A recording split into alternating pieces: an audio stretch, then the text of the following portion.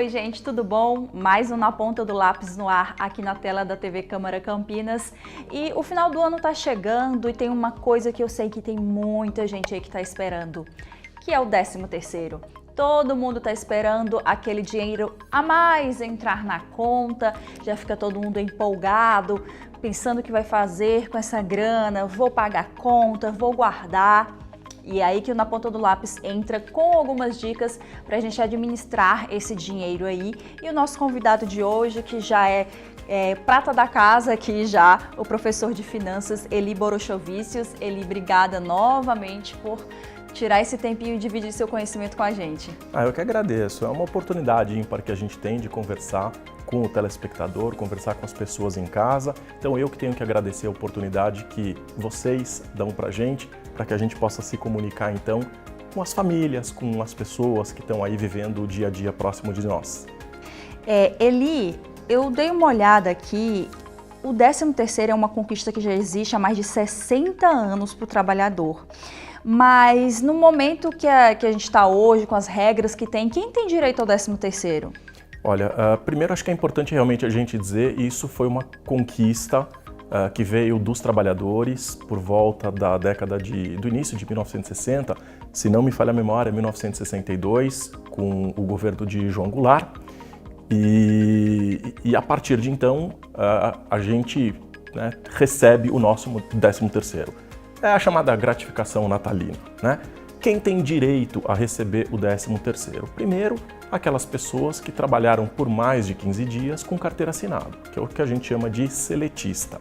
Então, quem está contratado pelas regras da CLT tem direito a receber o 13º. O 13º é sempre 1/12 de tudo aquilo que ele recebeu. Portanto, aquelas pessoas que trabalharam, por exemplo, só 6 meses, não têm direito a receber um salário integral, vai receber metade de um salário porque ele é proporcional.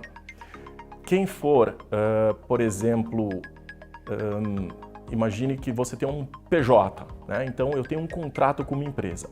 Se nesse contrato existir uma cláusula que garanta o recebimento do 13º, então o PJ também tem direito a receber. Muita gente acha que não, né? Pelo fato de ser contrato, não tem direito ao 13º, mas depende do que está no contrato. Se for negociado antes, né? Sem dúvida nenhuma. Negociou, está no contrato, tem direito a receber o 13º. E por fim, são os aposentados que também têm o direito de receber 13º, inclusive aquelas pessoas que recebem, por exemplo, auxílio maternidade, qualquer outro tipo de auxílio que está previsto dentro do INSS, tem direito ao 13º. E assim, chega o final do ano, a galera já fica empolgada com aquele 13º, porque já pensa, a cabeça da pessoa é assim, um dinheiro a mais, opa, vai vir um a mais. Não é exatamente um a mais, porque você trabalhou durante o ano todo para aquele 13º, aquele 13º pagamento. Quando a gente recebe esse valor, o que a gente deve pensar primeiro, antes de vou pegar, vou gastar, vou pegar, vou guardar? O que seria a primeira dica, o primeiro passo quando cai esse dinheiro na conta? É interessante que nós brasileiros, a gente tem um pouquinho dessa mania de ver o dinheiro já querer gastar de forma imediata, né? E a gente aprende na educação financeira que não é a maneira mais adequada de você administrar os seus recursos. O ideal é sempre guardar uma parte, pensando na tua aposentadoria. Tem uma parte que você pode gastar com diversão, uma parte você vai acabar usando para honrar os seus compromissos, tem uma parte que eu separo para poder presentear. E olha, a gente logo mais tem o Natal, a gente vai querer presentear as pessoas que são próximas a nós. Então, é um bom momento de reservar uma parte desse dinheiro para eventualmente presentear as pessoas. No entanto, a gente precisa fazer um planejamento. Então, não é simplesmente pegar o dinheiro e sair gastando. Mesmo porque é muito comum as pessoas chegarem no final de ano já com dívidas passadas. E a gente viveu um momento muito conturbado até esse momento, então nós tivemos a pandemia, muitas pessoas perderam emprego, tiveram redução de jornada de trabalho, então redução de receitas. Nós passamos agora por um problema de inflação alta em função das secas, em função da guerra na Ucrânia com a Rússia, que ainda permanece. Então, a situação não está fácil para nós brasileiros, encareceu demais a alimentação, a moradia, então parte dos recursos que a gente ganhava já se foi, quer dizer, a gente já perdeu. Aqueles que conseguiram manter estão precisando gastar mais, sobra menos dinheiro. Então, tem muita gente que está endividada. É momento de repensar essa questão das dívidas. Então, a primeira dica que eu posso dar para as pessoas é monte um fluxo de caixa. Você precisa conhecer a sua realidade. Então, quanto de dívida eu já tenho? Eu consigo negociar essa dívida com as pessoas? Vez ou outra tem mutirões, tem esses feirões, inclusive nesse momento está rolando, né, esse tipo de feiras. Então é momento de negociar com o credor, tentar reduzir a taxa de juros e honrar o seu compromisso, porque aí a gente consegue dormir com a cabeça tranquila no travesseiro. Agora, tem as contas passadas, mas também tem as contas futuras, porque quando a gente faz um parcelamento no passado, a gente acaba esquecendo e a gente não tem essa mania de anotar as coisas que a gente gasta. A gente confia muito na cabeça, né? Então, não, eu lembro, eu estou tranquilo. E a gente sabe que não é bem por aí. Então, é importante anotar. E a partir do momento que eu anoto todas as minhas parcelas para o futuro, eu consigo enxergar o que é que está acontecendo com o meu fluxo de caixa. E a gente não pode esquecer que existem as contas de início de ano. A gente vai ter IPTU, tem IPVA. Quem tem criança tem material escolar. Tem material escolar e não vai ficar barato. Quer dizer, a gente está num processo inflacionário, então os materiais estarão mais caros. Eu preciso me prevenir, eu preciso guardar parte dos meus recursos do 13º para poder honrar esses compromissos futuros que não são comuns do meu dia a dia, são sempre de início de ano, então é cíclico, mas não é comum e muita gente esquece disso. Montando um fluxo de caixa facilita para poder lembrar dessas obrigações. Então faz uma reserva para não ter que começar o ano fazendo captação de recurso em banco, pedindo empréstimo em banco. Sempre melhor a gente prevenir. Prevenir é melhor do que remediar. Então, fazendo fluxo de caixa, a gente tende a se lembrar das nossas obrigações e fazer a reserva adequada para não entrar, quer dizer, numa fria logo no início do ano. Hoje é muito fácil acompanhar esses gastos que a gente tem no dia a dia. Os aplicativos do banco, do seu cartão, eles já mostram tudo. Você fica sempre de olho. Eu estou sempre visitando ali meu aplicativo e fico, ainda falta essa parcela, falta essa... Quando encerrar, a gente fica, me livrei dessa daqui, né? E falando sobre essa questão das dívidas que a pessoa recebe, esse 13º, se ela toma essa decisão de pagar o que está devendo aí, o que seria, vamos dizer assim, uma ordem interessante de priorizar nessas contas? É o cartão de crédito? É um financiamento que eu tenho? Um empréstimo que eu fiz? Tem uma lógica aí que seria mais interessante a gente seguir? Então, é super legal esse tipo de pergunta, porque essa é uma dúvida de muita gente. O que as pessoas ouvem? Que a melhor coisa é pagar as taxas mais altas. Mas a gente tem que tomar um pouquinho de cuidado, tá? Por quê?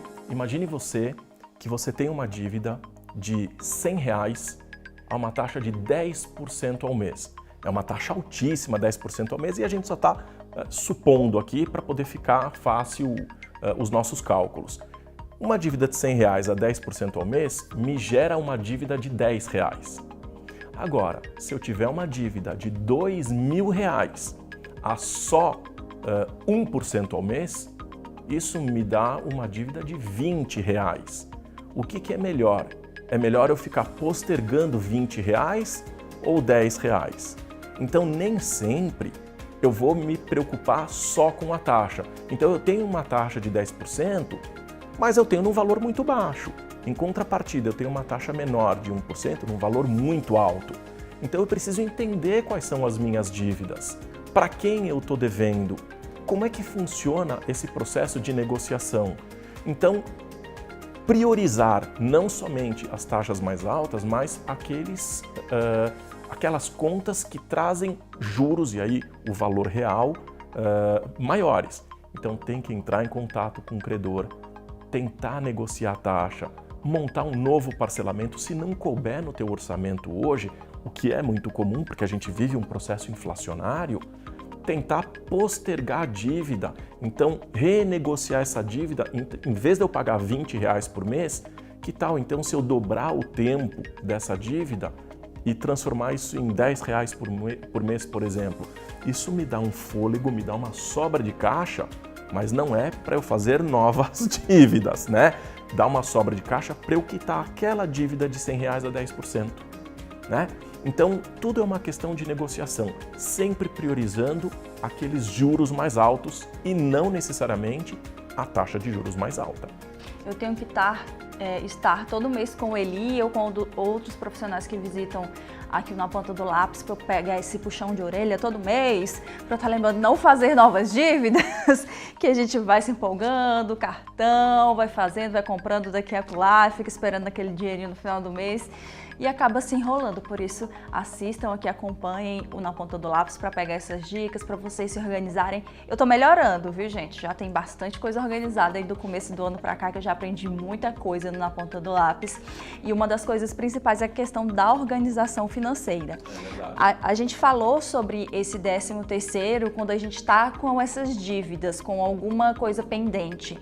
Se eu estou bem organizado, se está tudo mais ou menos direitinho ali no meu fluxo de caixa, esse 13º seria interessante fazer um investimento, seria um valor que valeria a pena, por exemplo, ou guardar se eu estiver montando minha reserva de emergência, o que eu posso fazer para aproveitar melhor aí, se eu tiver com as contas mais ou menos organizadas?